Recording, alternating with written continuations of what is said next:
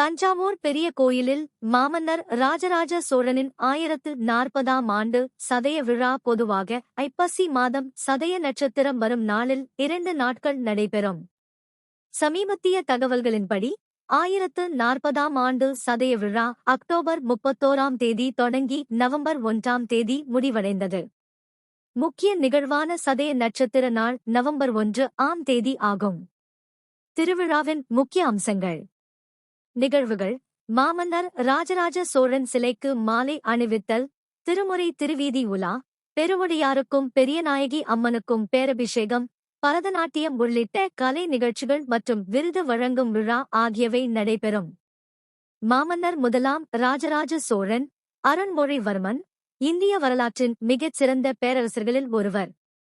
அவரது 29 ஆண்டு கால ஆட்சி சோழ பேரரசுக்கு ஒரு போர்க்காலமாக விளங்கியது. அவரது முக்கிய சிறப்புகள்: திருமுறை மீட்டெடுப்பு. சைவ சமயத்தின் கருவூலமாக விளங்கும் தேவார பாடல்களை, திருமுறைகளை சிதம்பரம் கோயிலில் இருந்து மீட்டெடுத்து அவற்றை பன்னிசையுடன் பாடும் ஓதுவார்களை சமயம் மற்றும் கலை புரவலர் நியமித்தார். சிறந்த சிவ பக்தனாக இருந்தபோதிலும் பிற சமயங்களையும் மதித்து நடந்தார். நாகப்பட்டினத்தில் புத்த விகாரம் கட்டவும் ஆதரவு அளித்தார். ராஜராஜ சோழனின் ஆட்சி சோழ பேரரசின் எல்லைகளை விரிவுபடுத்தியதோடு மட்டுமல்லாமல் கலை, இலக்கியம், நிர்வாகம் மற்றும் தொழில்நுட்பத்திலும் ஒரு மறுமலர்ச்சியை ஏற்படுத்தியது. சாதனைகள் இங்கே. கட்டிடக்கலை சாதனை. தஞ்சை பெரிய கோயில். தஞ்சை பெரிய கோயில் இவரின் மிகப்பெரிய அடையாளம். உலக புகழ் பெற்ற தஞ்சை பெரிய கோயிலை பிரகதீஸ்வரர் கோயில் கட்டியதாகும். இது திராவிட கட்டிடக்கலையின் உச்சமாக கருதப்படுகிறது.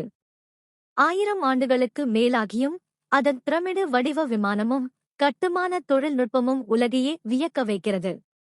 இராணுவம் மற்றும் கடற்படை பலம். வெற்றிகரமான போர் வீரர், தோல்வியே சந்திக்காத மன்னர்களில் ஒருவராக கருதப்படுகிறார். கடல் கடந்த வெற்றி. இந்தியாவிலேயே முதலில் ஒரு வலிமையான கடற்படையை நிறுவி கடல் கடந்து போர் செய்து வெற்றி பெற்ற முதல் மன்னர் இவரே.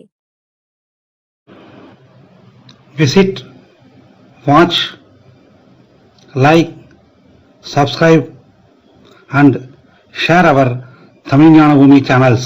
Thank you.